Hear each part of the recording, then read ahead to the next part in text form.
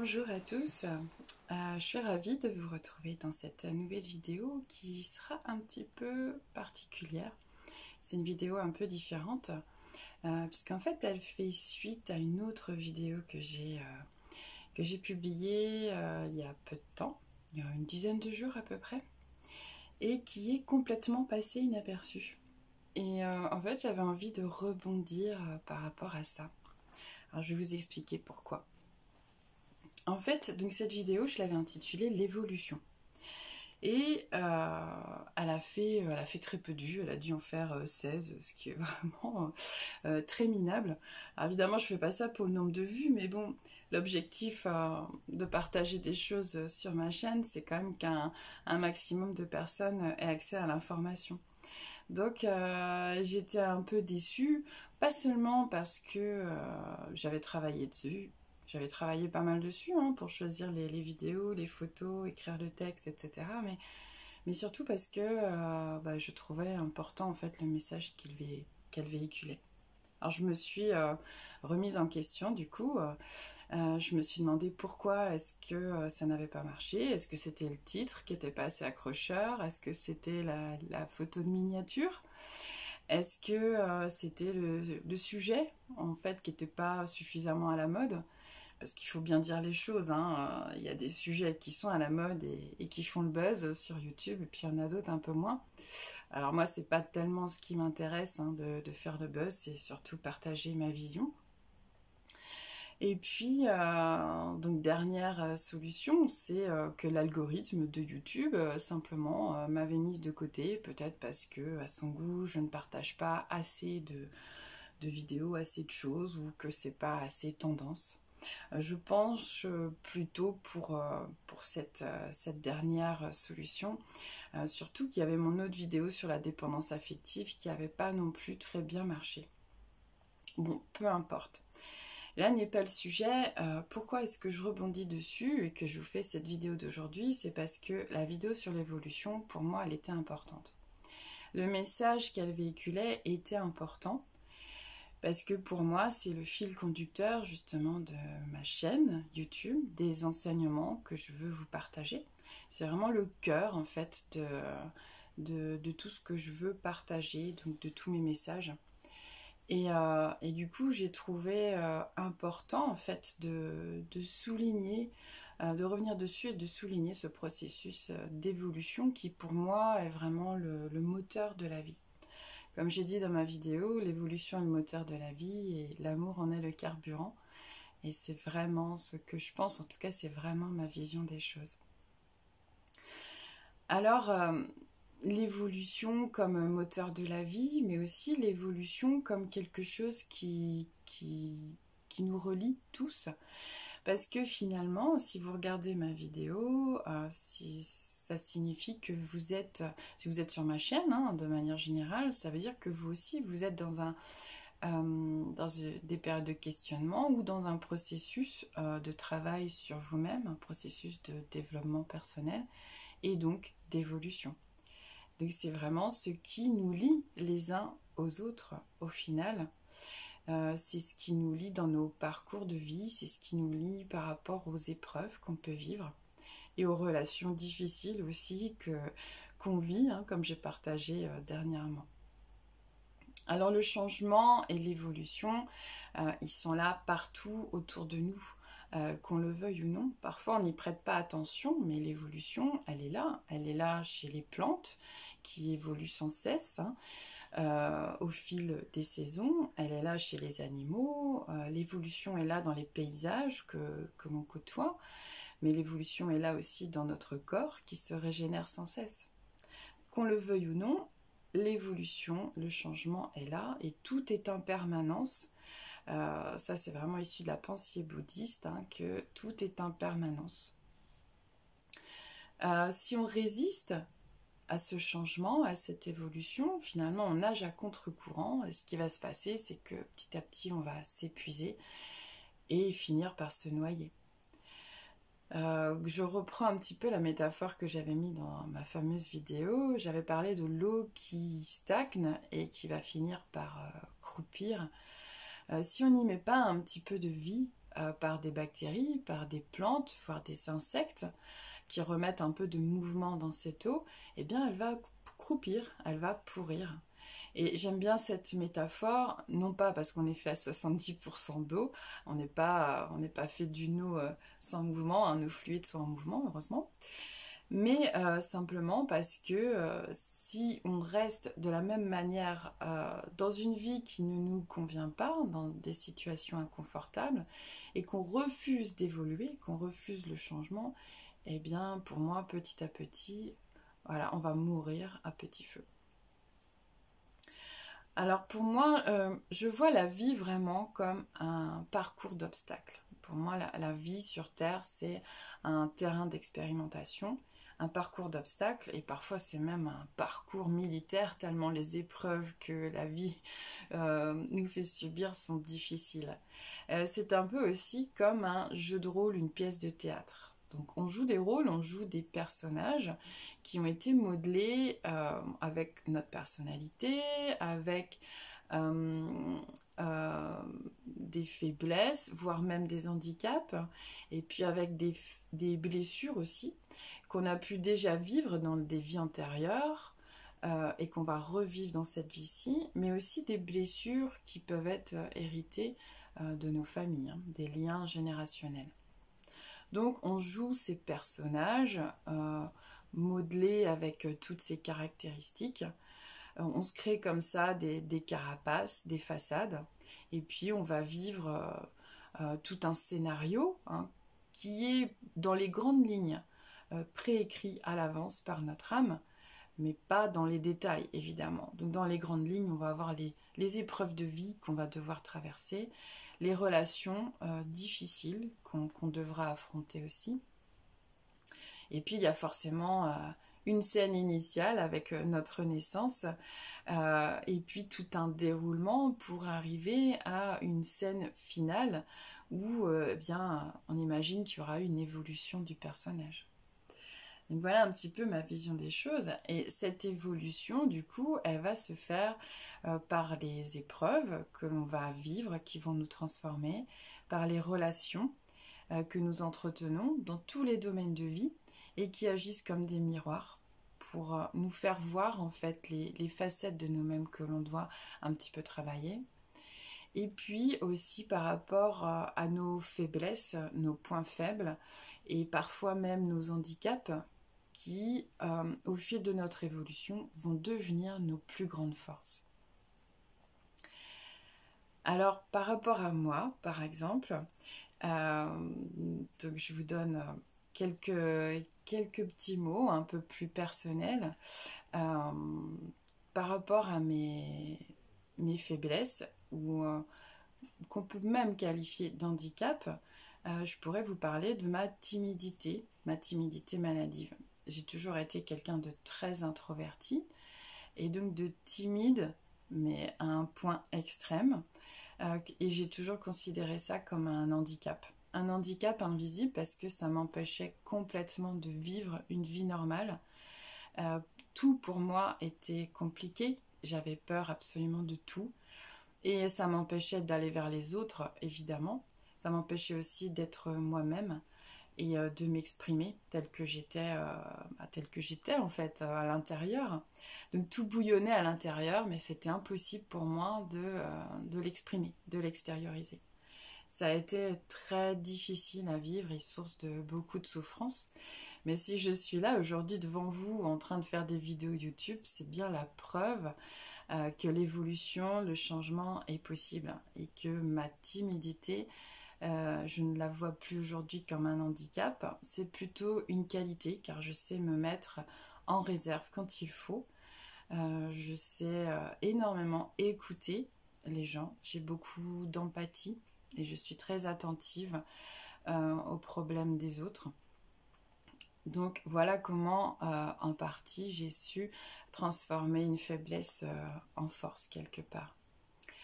Donc je ne vais pas parler de mes autres faiblesses et blessures, on en a tous et c'est important en fait de prendre conscience que rien n'est définitif et qu'on peut on peut toujours tout transformer.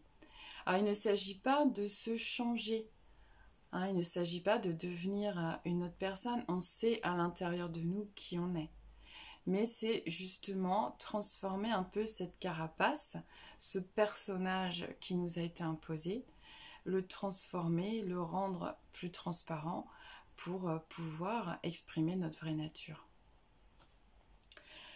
Alors, pour revenir un petit peu à moi, à qui je suis, peut-être que vous ne le savez pas, mais à la base, je suis une scientifique. Donc j'avais vraiment une vision du monde, une vision de la vie, une vision de qui nous sommes, qui était purement axée sur les bases de la science, en particulier de la biologie. Donc j'ai fait des études dans ce domaine, j'ai un doctorat en biologie humaine, avec pour spécialité la cancérologie et l'immunologie, et j'ai travaillé dans la recherche médicale contre le cancer. Évidemment, cette maladie, le cancer, je la voyais comme quelque chose de... comme un processus biologique, physique, de transformation d'une cellule normale en cellule tumorale. C'était dû à des gènes, des proto-oncogènes, justement, qui étaient activés et qui activaient donc cette transformation cellulaire. Et donc les origines, c'était chimique, c'était physique, c'était les radiations, donc c'était tout ce qui peut être polluant et perturbant en fait pour le corps au niveau physique. Je me suis rendu compte au fil des années que évidemment tous ces processus physiques ne donnaient pas toutes les explications en fait au processus de cancérisation. Vous avez énormément de personnes qui ont des vies très saines, qui font du sport, qui ne boivent pas d'alcool, qui ne fument pas, qui n'ont jamais été exposées à des substances ou à des radiations et qui pourtant développent des cancers.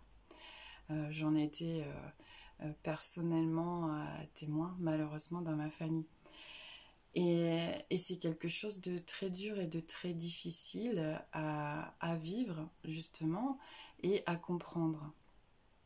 J'ai par la suite, au fil des connaissances que j'ai acquises, évidemment j'ai compris que ce n'était pas si simple que ça. Il y a une part énorme au niveau des émotions, donc je ne citerai pas voilà, les travaux d'un certain docteur très connu, mais voilà, il n'est pas le seul à avoir étudié l'impact des émotions sur le corps, des émotions qui sont en fait de l'énergie. Et évidemment, cette énergie, si elle stagne dans le corps, si elle se cristallise, elle est à l'origine de beaucoup de dérèglements. Je ne vais pas m'étaler sur le sujet dans cette vidéo, puisque j'aurai l'occasion d'en faire spécifiquement sur la maladie et le cancer en particulier, puisque c'était quand même mon domaine de prédilection pendant plusieurs années. Alors je suis passée de scientifique à une vision beaucoup plus spirituelle et énergétique. Et ça peut sembler étonnant, mais en fait ça ne l'est pas. Quand je dis que je suis scientifique et spirituelle, c'est au contraire très logique. J'ai découvert au fil de mon développement personnel, à la suite des épreuves, évidemment, des périodes difficiles que j'ai pu vivre, j'ai essayé de comprendre et j'ai essayé de m'accrocher à des choses un peu plus concrètes. J'ai découvert le monde de l'invisible aussi, avec ces forces qui nous entourent et qui nous soutiennent et nous aident. Dans ces forces, je veux parler des guides, je veux parler des anges, de nos ancêtres aussi, qui sont toujours plus ou moins là autour de nous et qui nous soutiennent. J'ai découvert aussi les choses extraordinaires que certaines personnes peuvent faire, comme la télépathie, la vision à distance, voire même la bilocation, qui vont complètement à l'encontre en fait de la physique et des explications qu'on donne sur notre monde. Ce qui m'a vraiment changé, je dirais, c'est aussi la notion de conscience extraneuronale. Et je crois que ça a été un point crucial dans mon évolution, dans l'évolution de ma vision. Cette conscience extraneuronale, c'est cette conscience qui existe au-delà du cerveau. Avant, évidemment, je croyais fermement à ce que la médecine disait, que c'est le cerveau qui crée la conscience, que c'est dans le cerveau qu'est stockée la mémoire, etc. Et évidemment, quand j'ai lu tous ces récits de personnes en expérience de mort imminente, donc leur corps était mort sur la table d'opération et ils arrivaient à voir et entendre tout ce que le personnel soignant faisait et disait. Puis ensuite, ils ont vécu des choses extraordinaires avec toujours des points communs, des choses communes en fait, des mêmes bases par rapport à ce qu'ils ont vu, où ils ont revu des êtres décédés, ils ont vu leur guide, ils ont senti cette connexion au grand tout, à la conscience universelle. Et ils sont revenus à la vie par la suite et ils en sont revenus complètement changés. Tous ces récits et cette notion de conscience extraneuronale m'ont vraiment ouvert en fait l'esprit. Et par la suite, j'ai découvert la physique quantique qui au début était assez complexe à comprendre. J'imagine que c'est le cas pour tout le monde. Mais moi, je ne suis pas physicienne, je suis biologiste. Mais je me suis accrochée et finalement, c'est vrai que ça m'a vraiment confortée dans cette vision beaucoup plus spirituelle de la vie et de qui nous sommes. Donc j'ai beaucoup évolué, énormément évolué. Ceux qui m'ont connue il y a 20 ans pourraient le certifier. Mais j'ai vraiment évolué pour du mieux. Et j'ai pu, comme ça, allier différents domaines de ma vie. Les sciences qui ont toujours été importantes et m'ont toujours passionnée. C'est vraiment ce qui m'anime le cœur. Et puis à côté de ça, mes croyances et ma foi en quelque chose de plus grand, en une force plus grande qui nous gouverne et qui est à l'origine de tout. Ainsi que voilà, aux êtres invisibles, aux forces invisibles qui sont là pour nous aider. Et à la non-fin en fait de la mort. Mais plutôt voir ça comme un voyage, une porte qu'on ouvre vers autre chose. Aujourd'hui, donc, je me considère comme scientifique et spirituelle, et c'est cette science spirituelle que je souhaite partager. J'ai vraiment à cœur de transmettre en fait tout ce que j'ai appris, toutes les connaissances que j'ai acquises par ma réflexion, ma propre réflexion par rapport à tout ce que j'ai vécu et les personnes qui m'entourent, mais aussi grâce aux grands maîtres, aux grands scientifiques, aux grands maîtres spirituels. Je pense à Einstein et Schrödinger qui sont parmi les plus grands scientifiques, mais qui sont tout autant de très grands philosophes et grands maîtres. Et à Carl Gustav Jung, qui est quand même la référence en psychologie que j'ai beaucoup étudié aussi et qui était un très grand maître spirituel. Donc j'ai vraiment à cœur de transmettre tout ceci pour vous permettre d'évoluer en conscience. Évoluer, c'est améliorer finalement votre vie, augmenter votre mieux-être, vous permettre de créer beaucoup plus d'harmonie, de paix et de joie dans votre vie et d'accéder aussi à beaucoup plus de potentialité.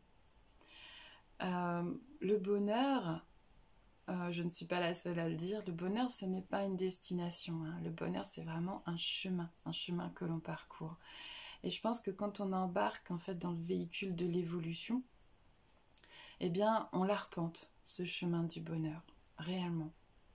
Donc c'est tout ce que je vous souhaite, c'est vraiment tout ce que je vous souhaite, d'avoir le chemin le plus facile possible, mais en tout cas d'arpenter le chemin avec bonheur. Et puis si vous avez besoin, avec mon soutien et mon aide, ça sera avec plaisir que je vous aiderai. Donc j'en arrête là pour cette petite vidéo en lien avec l'évolution. J'espère en tout cas que ça vous apportera des clés, du réconfort. Si vous adhérez à ma vision, c'est fantastique.